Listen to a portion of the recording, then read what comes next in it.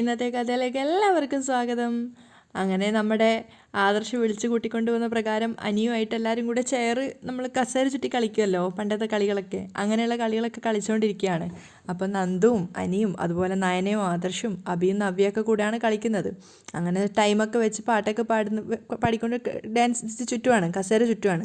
അപ്പോൾ ഫസ്റ്റ് തന്നെ നവ്യാണ് ഔട്ടായത്, രണ്ടാമത് ആദർശ് പോയി, മൂന്നാമത് അഭി പോയി, നാലാമത് നയന പോയി, അവസാനം നന്ദുവും അനിയും മാത്രമായി. ആ സമയത്ത് ആദർശ് പറയുന്നുണ്ട് അനിയോട്, എടാ ഞങ്ങളുടെ ആണുങ്ങളുടെ മാനം കളയരുതേ എന്നൊക്കെ പറയുന്നുണ്ട് ജയിക്കാൻ വേണ്ടിയിട്ട്. അതേപോലെ തന്നെ നവ്യ നന്ദുവിനോട് പറയാണ്, മോളെ നമ്മുടെ മാനം കളയാതിരിക്കണേ, ശ്രദ്ധിക്കണേ, ജയിക്കണേ എന്നൊക്കെ പറയുന്നുണ്ട്.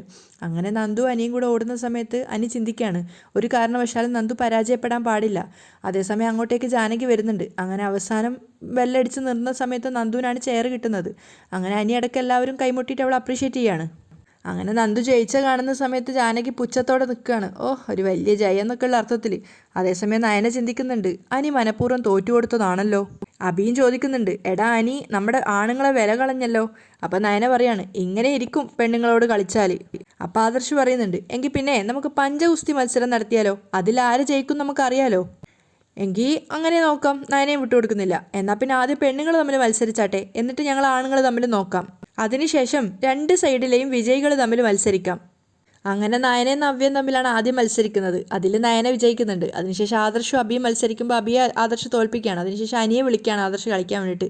ഇതൊക്കെ കണ്ടുകൊണ്ട് ജാനകി അവിടെ തന്നെ നിൽക്കുന്നുണ്ട്.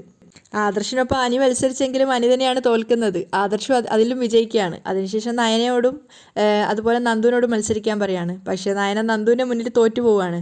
അവസാനം നന്ദു ആദർശുമാണ് മത്സരിക്കാനുള്ളത്. ആ സമയത്ത് ആദർശ് പറയുന്നുണ്ട്, സാധാരണ ആണും പെണ്ണും കൂടി ഇത്തരം മത്സരം നടത്താറില്ല.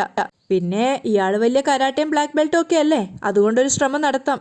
അങ്ങനെ നന്ദുവായിട്ട് മത്സരിക്കാൻ ആദർശ് ഇറങ്ങിത്തിരിക്കുകയാണ്. ആ സമയത്ത് നയന പറയുന്നുണ്ട്, മോളെ ഇന്നത്തോടെ ചിലരുടെയൊക്കെ അഹങ്കാരം നിർത്തണം കേട്ടോ.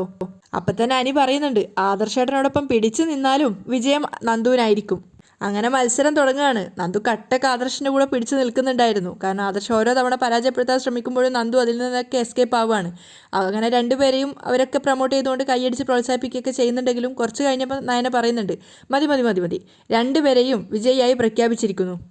നന്ദു ഒരു വാക്ക് പോലും സംസാരിക്കാതാണ് ഇത്രയും ഗെയിമിലൊക്കെ പങ്കെടുത്തിട്ടുണ്ടായിരുന്നത്. പക്ഷേ നന്ദു അവിടുന്ന് എഴുന്നേറ്റപ്പോൾ തന്നെ അനി നന്ദുവിനെ കൈപിടിച്ച് ഉയർത്തിയിട്ട് പറയുന്നുണ്ട്, ആദർശേട്ടൻ്റെ കരുത്തിനൊപ്പം ഇത്രയും നേരം പിടിച്ചു നിന്ന നന്ദുവാണ് ഇന്നത്തെ വിജയ്. ആദർശും പറയാണ്, സമ്മതിച്ചിരിക്കുന്നു. ആൾ ഇത്രയേ ഉള്ളൂ എങ്കിലും പവർ ഭയങ്കരം തന്നെ. അത് കേട്ടപ്പോൾ നന്ദു പുഞ്ചിരിച്ചു എന്ന് വരുത്തിയിട്ട് അനിയെ നോക്കുകയാണ്. പക്ഷെ അത് കാണുന്ന സമയത്ത് ജാനകിക്ക് ദേഷ്യം വരുന്നുണ്ടായിരുന്നു. ജാനകി അവിടുന്ന് വേഗം പോവാണ്. ഇനി കുറച്ചു നേരം വിശ്രമിക്കാം, ഇത് കഴിഞ്ഞ് രാത്രി വേറൊരു ഐറ്റം ഉണ്ട്. അപ്പം നവ്യ ചോദിക്കുക, അതെന്താ? ഉറിയടി. ആഹാ, അത് കൊള്ളാം.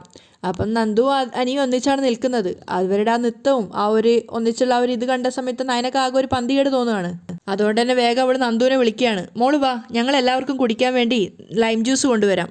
നന്ദുവിനെയും കൂട്ടിക്കൊണ്ട് വേഗം നയന അടുക്കളയിലേക്ക് പോവാണ്. അങ്ങനെ ഓരോരുത്തർ ഓരോ ഭാഗത്തേക്കായിട്ട് ഒഴിഞ്ഞു പോകുന്നുണ്ട്. അവസാനം അനി മാത്രമായി അവിടെ. ആ സമയത്ത് പുഞ്ചിരിച്ചോട് അവൻ ചിന്തിക്കുകയാണ്, രണ്ട് ഏട്ടത്തിമാർ, അതുപോലെ എൻ്റെ രണ്ട് ഏട്ടന്മാർ, അവർക്കൊപ്പം ഞങ്ങളും ഒരുമിച്ചിരുന്നെങ്കിൽ ഈ വീടൊരു സ്വർഗ്ഗമായേനെ. മത്സരമൊക്കെ കഴിഞ്ഞ് മുറിയിൽ വന്നിട്ട് വേർപ്പൊക്കെ ഒപ്പുകയാണ് നന്ദു. അപ്പോഴൊക്കെ അങ്ങോട്ടേക്ക് വന്നിട്ട് ജാനകി പറയുന്നുണ്ട്, ഇവിടുത്തെ ബഹളമൊക്കെ കഴിഞ്ഞിട്ട് നന്നായിട്ട് വേർത്തത് കൊണ്ട് കുളിക്കാൻ പോവുമായിരിക്കും അല്ലേ? ആ അതെ, നന്ദു ഒരു വല്ലായ്മയോടെ പറയാണ്. അല്ല, നന്ദുവിൻ്റെ അമ്മ ഇന്ന് ഇങ്ങോട്ടേക്ക് വരുന്നാണല്ലോ പറഞ്ഞത്. ജാനകി പറയാണ്, അപ്പോൾ പിന്നെ അവിടെ അച്ഛൻ മാത്രം ആവില്ലേ? അങ്ങനെയാണെങ്കിൽ സഹായത്തിനൊരാൾ വേണ്ടേ? അപ്പം നന്ദു പറയുന്നുണ്ട്, അതിന് കടയിൽ നിൽക്കുന്ന ഒരു പയ്യനും പിന്നെ എൻ്റെ ഫ്രണ്ട്സൊക്കെ ഉണ്ട്. എന്നാലും നമ്മൾ നോക്കുന്നത് പോലെ ആയിരിക്കില്ലല്ലോ അവരൊന്നും നോക്കുന്നത്. അതുകൊണ്ട് നന്ദു വേണമെങ്കിൽ പൊയ്ക്കോ. ജാനകി പറഞ്ഞു കേട്ടതും നന്ദു ശരിക്കും ഞെട്ടുകയാണ്. കല്യാണത്തിൻ്റെ അന്ന് അച്ഛൻ്റെ ഒപ്പം വന്നാൽ മതി. അത് കേട്ടതും നന്ദു പറയുന്നുണ്ട്, അത് പിന്നെ ചേച്ചിമാരെന്നെ വഴക്ക് പറയും. അതുമല്ല മുത്തശ്ശിയും മുത്തശ്ശനും ഒക്കെ അതിന് സമ്മതിക്കുമെന്നും തോന്നുന്നില്ല. അപ്പം ജാനകി കുറച്ച് ഈർഷ്യയോടെയാണ് പറയുന്നത്, അവരോടൊന്നും പറയണ്ട, അവിടെ നിന്റെ അച്ഛൻ മാത്രമേ ഉള്ളൂ എന്ന് അവർക്കൊക്കെ അറിയാവുന്നതല്ലേ. നന്ദു ആകെ വല്ലായ്മയോടെ നിൽക്കുകയാണ്. ആ സമയത്ത് ജാനകി പറയുന്നുണ്ട്, അനിയുടെ കല്യാണം കഴിഞ്ഞെങ്കിൽ കുഴപ്പമില്ലായിരുന്നു. പക്ഷേ കല്യാണം കഴിയാത്ത സ്ഥിതിക്ക് കല്യാണപ്രായത്തിലെത്തിയ പെൺകുട്ടികൾ വീട്ടിനകത്ത് അങ്ങനെ തങ്ങാത്തതാ നല്ലത്. നീയോ അനിയോ തെറ്റ് ചെയ്യും എന്നല്ല ഞാൻ പറഞ്ഞത്. പിന്നെന്തോ നീ ഇവിടെ നിൽക്കുന്നതിൽ എനിക്കത്ര താല്പര്യം തോന്നുന്നില്ല. നന്ദു ആകെ വല്ലായ്മയോടെ നിൽക്കുകയാണ് ജാനകിയുടെ സംസാരം കേട്ടിട്ട്. അപ്പോൾ ജാനകി കുറച്ച് മുറുമുറുപ്പോടെയാണ് പറയുന്നത്, അതുകൊണ്ട് ഇപ്പോൾ പോയിട്ട് കല്യാണത്തിൻ്റെ അന്ന് നന്ദു വരുന്നതാണ് നല്ലത്. പിന്നെയെല്ലാം നന്ദുവിൻ്റെ ഇഷ്ടം. വലിയ താല്പര്യമില്ലാത്ത മട്ടിൽ ജാനകി പോവുകയാണ്. പക്ഷേ ജാനകി പോയതിന് പിന്നാലെ തന്നെ നന്ദു പുറത്തേക്ക് ഇറങ്ങി പോകുന്നുണ്ട്. സിറ്റ് ഔട്ടിൽ ഓരോ ജോലികൾ ചെയ്തുകൊണ്ടിരിക്കുമ്പോഴാണ് നയനെ കാണുന്നത് നന്ദു ഇറങ്ങി പോകുന്നത്. അപ്പോൾ അവൾ സംശയത്തോട് ചോദിക്കുകയാണ്, മോളെ നീ ഇത് എങ്ങോട്ട് പോവുക? എനിക്ക് വീട്ടിലോട്ട് പോകണം. നയനയുടെ മുഖത്ത് നോക്കാതെയാണ് നന്ദു പറയുന്നത്. കല്യാണം കഴിഞ്ഞിട്ട് പോയാൽ മതിയെന്ന് ഞാൻ പറഞ്ഞതല്ലേ, പിന്നെന്താ? അച്ഛൻ നിന്നെ വിളിക്കുകയോ മറ്റോ ചെയ്തോ? അപ്പം നന്ദു നയനെ നോക്കിയിട്ട് പറയാണ്, അച്ഛൻ വിളിച്ചതൊന്നുമല്ല, ഞാൻ പോവുക. അതിൻ്റെ കാരണം എന്താണെന്നാണ് ഞാൻ ചോദിച്ചത്. എനിക്കൊന്നും പറയാനില്ല, ഞാൻ ഇനി കല്യാണത്തിൻ്റെ അന്നേ വരത്തുള്ളൂ. നിനക്ക് എന്താ മോളെ പറ്റിയത്? നയനെ ചോദിക്കുന്നുണ്ട്. അതിനും നന്ദു മറുപടി പറയുന്നില്ല. അപ്പോഴേക്കും നവ്യ അങ്ങോട്ട് വന്നിട്ട് അവൾ ചോദിക്കുകയാണ്, എന്താ ഇവള് വീട്ടിലേക്ക് പോവാണെന്ന്. അതെന്ത് പോക്ക മോളെ, നീ ഈ കല്യാണം കഴിഞ്ഞേ പോകത്തുള്ളൂ എന്നല്ലേ പറഞ്ഞേ? അപ്പം നന്ദു പറയുന്നുണ്ട്, അല്ലെങ്കിലും ഇപ്പം ഇവിടെ എൻ്റെ ആവശ്യമൊന്നുമില്ല. നിന്നെ ആരെങ്കിലും എന്തെങ്കിലും പറഞ്ഞോ മോളെ? നയനെ ചോദിക്കുന്നുണ്ട്. അപ്പം നന്ദു പറയാണ്, ആരെങ്കിലും എന്തെങ്കിലും പറഞ്ഞിട്ടുണ്ടെങ്കിൽ അവരുടെ നാവിൽ നിന്ന് തന്നെ ഞാൻ പോവാനുള്ള കാരണം എല്ലാവർക്കും മനസ്സിലാവും. അപ്പം രണ്ടുപേരും സംശയത്തോട് ചോദിക്കുന്നുണ്ട് ചേച്ചിമാർ, ഇവളെന്തോ മനസ്സിൽ വെച്ചിട്ടാണല്ലോ സംസാരിക്കുന്നത്. അത് ഉറപ്പാ, നയനയും പറയുന്നുണ്ട്. ഏതായാലും എനിക്കിനി ഒരു നിമിഷം പോലും ഇവിടെ നിൽക്കാൻ താല്പര്യമില്ല ചേച്ചി. അവൾ പോവാൻ ശ്രമിച്ചപ്പോൾ നയനെ വീണ്ടും കയ്യിൽ കയറി പിടിക്കുകയാണ്. മോളെ, അങ്ങനെയാണെങ്കിൽ മുത്തശ്ശിയോടും മുത്തശ്ശനോടും പറഞ്ഞിട്ട് പോ. ഞാൻ ആരോടും പറയാൻ നിൽക്കുന്നില്ല. അവരോട് പറഞ്ഞാലും പോവണ്ടെന്നേ മുത്തശ്ശിയും മുത്തശ്ശനും പറയുള്ളൂ. പിന്നെ എനിക്ക് അവരെ ധിക്കരിച്ച് പോവേണ്ടി വരും. അത് ഒഴിവാക്കുന്നതാ നല്ലത് എന്ന് പറഞ്ഞുകൊണ്ട് നന്ദു ഇറങ്ങി പോവാണ്. അപ്പം നവ്യ ചോദിക്കുന്നുണ്ട്, അവളെ ആരെങ്കിലും വഴക്ക് പറഞ്ഞോ? എൻ്റെ അമ്മായി അമ്മ എന്ന് പറഞ്ഞൊരു സാധനം ഉണ്ടല്ലോ, അവർക്ക് പ്രത്യേകിച്ച് കാരണമൊന്നും വേണ്ട ഒരാളെ ഇൻസൾട്ട് ചെയ്യാൻ. അപ്പം നയന പറയാണ്, എന്താണെന്ന് അറിയില്ല, അനി ഇവിടെ ഉള്ളത് കൊണ്ട് അവൾക്ക് മൊത്തത്തിലൊരു ശ്വാസം മുട്ടലുണ്ട്. അപ്പം നവ്യ സംശയത്തോടെ ചോദിക്കുകയാണ്, അനി ഇവിടെ ഉള്ളതിന് അവളെന്തിനാ ശ്വാസം മുട്ടുന്നേ?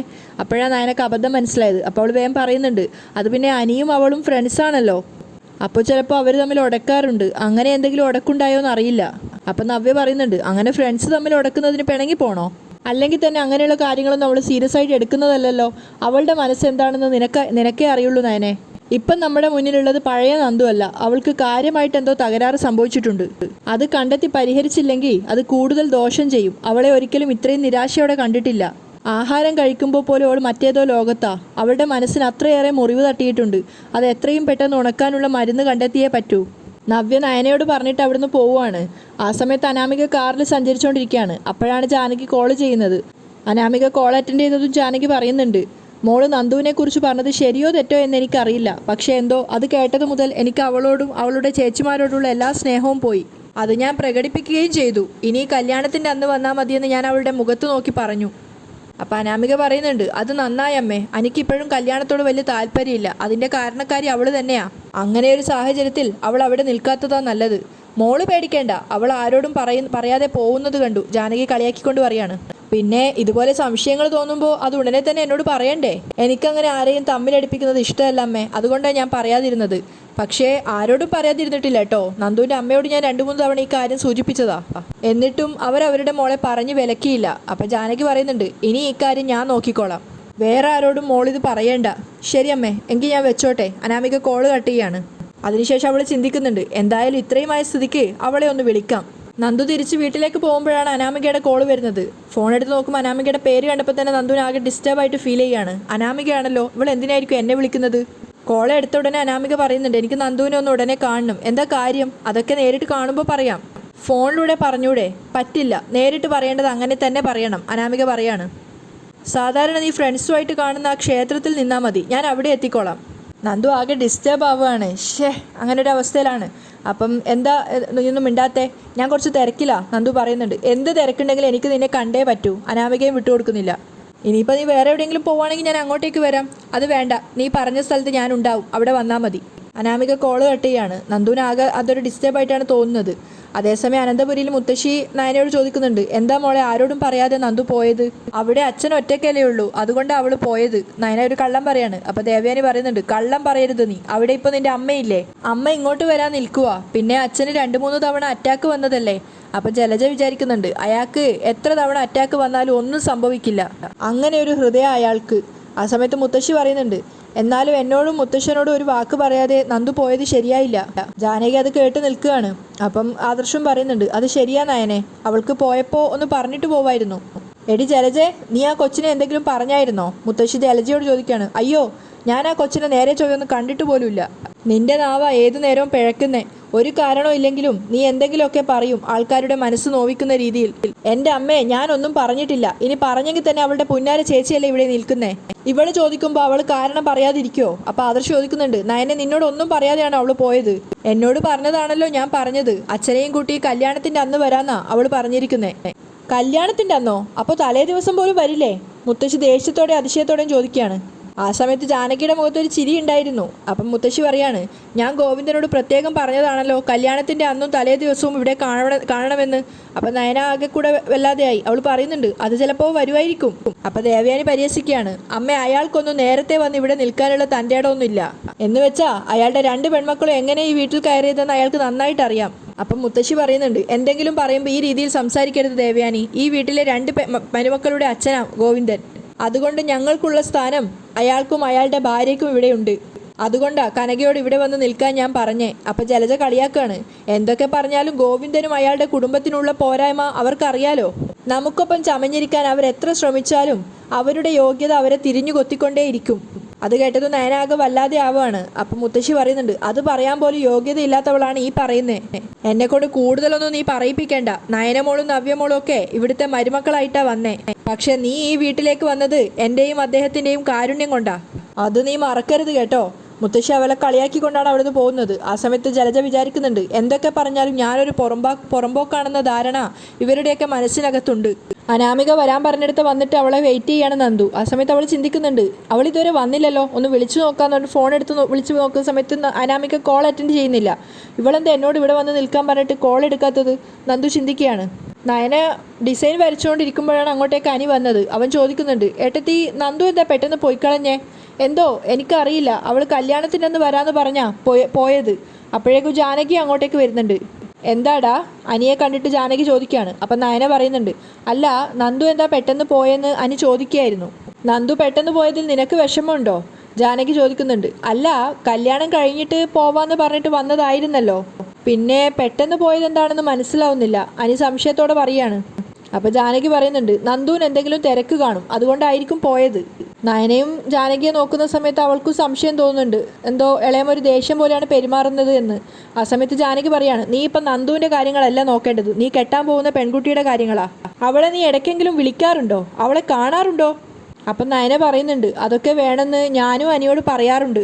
അപ്പം ജാനകി ഒരു പരിഹാസത്തോടെ പറയാണ്, ആരൊക്കെയാ എന്തൊക്കെയാ പറയുന്നതെന്ന് എനിക്കിപ്പോൾ ഒരു സംശയമാണ്. അത് കേട്ടത് നയനക്ക് ഒന്നുകൂടെ സംശയം ഏറുകയാണ്. അപ്പോൾ ജാനകി പറയുന്നുണ്ട്, നമ്മുടെ മനസ്സ് നന്നായെങ്കിൽ മാത്രമേ നമുക്ക് നല്ലൊരു ജീവിതം കിട്ടൂ. അനാമിക ഒരു പാവം കൊച്ചാ, ഇവൻ ഇതിനേക്കാളും നല്ലൊരു ബന്ധം ഇനി കിട്ടാനും പോകുന്നില്ല.